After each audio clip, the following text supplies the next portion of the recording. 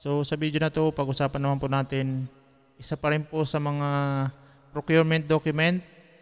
Ito po ay ang Annual Supplies Procurement Program.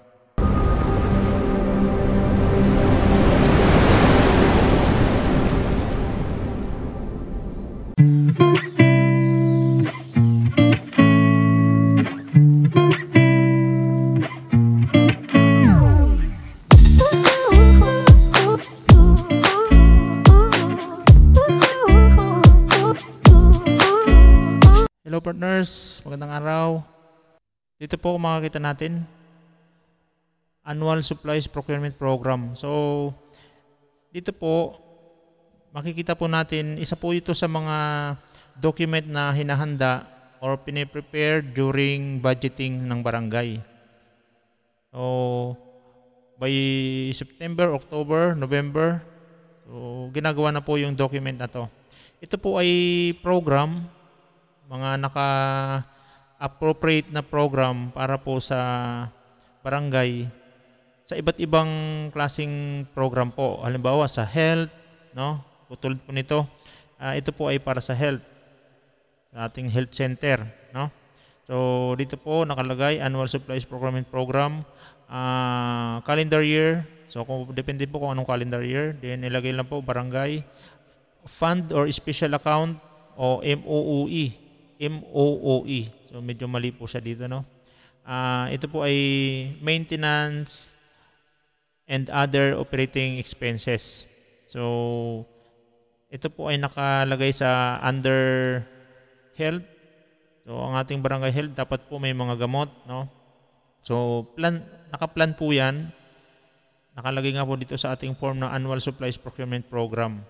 Then nakalagay po diyan kung type of program, health, no, name of the local government, so barangay, kung anong barangay po kayo, program control number, then program amount, kung magkano po yung amount nung inilagay nung budget, no, then date submitted. Sa item, kung ilang items po yung nakalagay, so dito po ayan, mga gamot para nga po sa ating health center, unit of issue, so ano po yung unit, cost, total quantity, then total amount. Now, dito po sa ating distribution by quarter, so depende po kung anong oras po kung anong quarter po natin siya gustong i-procure. So kung gusto natin na during first quarter, January, February, March, no? So dito po natin siya ilalagay sa first quarter. Now, kung gusto naman po natin siya i-procure ng mga third quarter, so dito po natin siya ilalagay kasi naka by quarter po siya. Okay? So ganyan lang po. Okay, then ito po ay prepared by barangay treasurer, then approved by barangay chairman o barangay captain. Okay. Isa pa rin po, no? So, health pa rin po ito. So ito naman po ay mga equipment, no? Meron din pong kasamang equipment dito.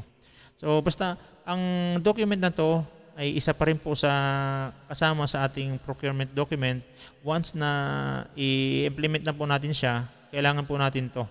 So hindi na po natin kailangan gumawa kasi once na pre-process nga po yung ating budget, so meron na po nito, isi-xerox na lang po natin ito at ito po ang isa-submit natin para po ma-procure ng ating barangay treasurer.